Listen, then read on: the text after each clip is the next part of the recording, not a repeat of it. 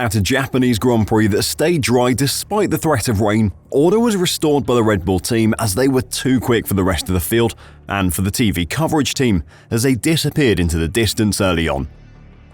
George Russell almost ruined another race fighting for late positions with Oscar Piastri, as Mercedes' abysmal race pace again caught out every media outlet who were impressed by their early weekend running. Carlos Sainz remained the only driver to finish on the podium at every race he started this season, with an impressive third place that will continue to raise questions at Ferrari over their decision. But perhaps the most impressive performance was from the current king of the midfield, Yuki Tsunoda. And that raises a question. With Tsunoda out of contract at RB at the end of the season, where does he go now? And what happens to Daniel Ricciardo? Yuki Tsunoda once again proved his mastery over the RB car in Japan with a fantastic qualifying performance, which saw him make his way into Q3 with a 0.055 second advantage over his teammate in the dying moments of Q2. For the Japanese driver, his home race has never been the happiest hunting ground. 13th in 2022 and 12th in 2023 weren't exactly bad results considering the relative performance of the AlphaTauri team in those 2 years, but points in front of a home crowd was always the aim. 10th on the grid after qualifying, with his biggest threat being the Aston Martin that had shockingly been knocked out in Q1. Yuki was always in with a good chance for a points finish, but he still had work to do. Behind him was Daniel Ricciardo, who should have been a threat.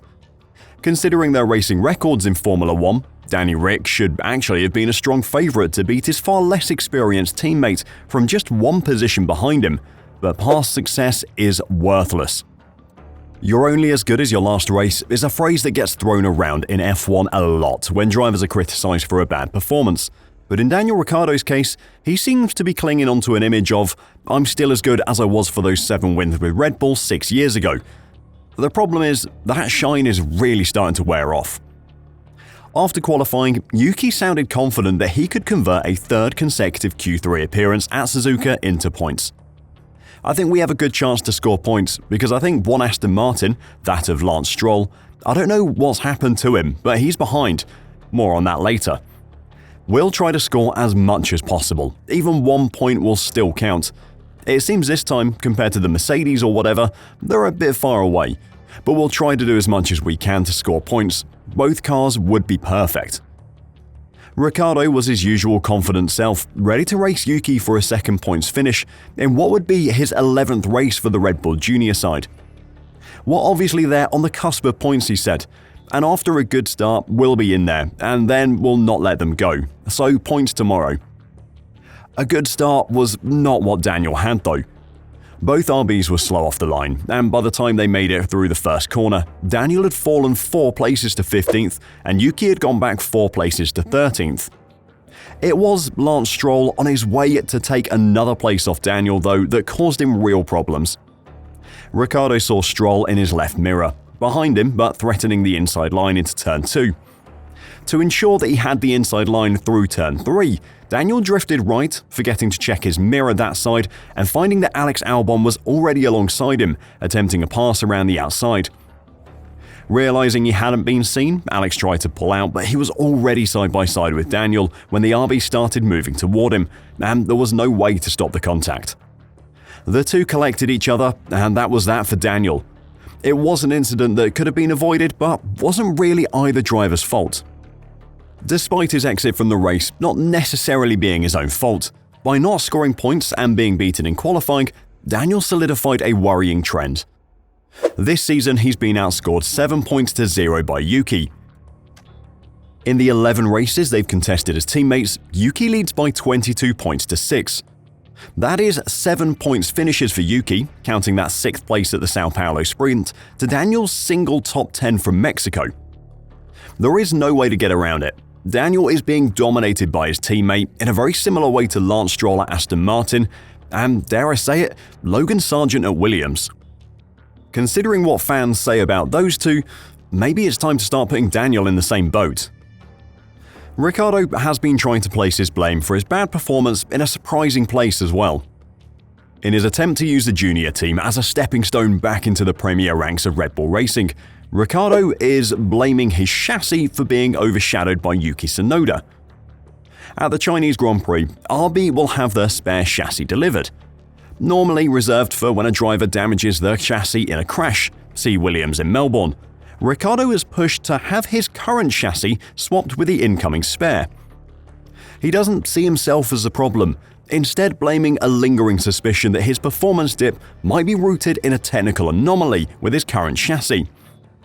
Alan Permain, the team's racing director, however, expressed his doubts about the effectiveness of such a change, suggesting that swapping chassis rarely serves as a panacea in the world of Formula One.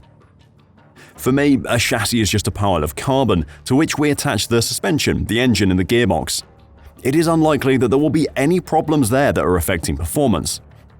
Despite typically resisting such requests from drivers to switch chassis, Permain acknowledges the timing aligns with the team's plans to introduce a new monocoque for the Shanghai race. Thus, they've decided to accommodate Ricciardo's request. We don't really want the drivers to jump back and forth between chassis, but we're working on a new monocoque for Shanghai anyway, so it makes sense to give it to Daniel. Yuki is very happy with what he has, he explains, indicating a strategic alignment with the team's broader development goals. Perhaps the change in chassis will give Daniel the mental lift he needs, but from Permain's comments, he seems pretty unconvinced that the chassis has anything to do with Ricciardo's poor performances.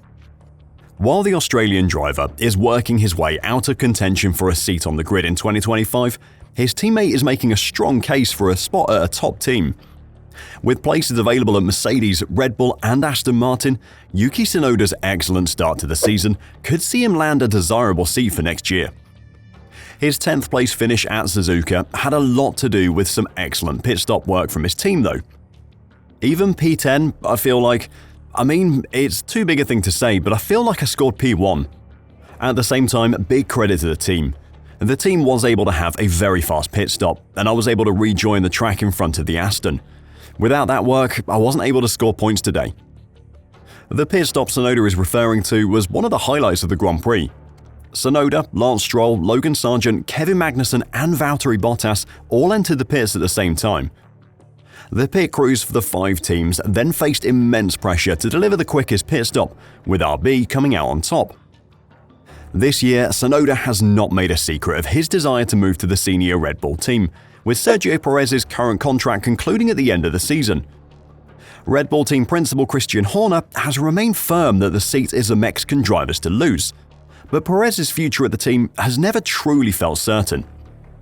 Something that has always held Yuki back has been his fiery temperament. Known for his shouting matches over the team radio, in the past he's lost his cool during races and with it, vital lap time.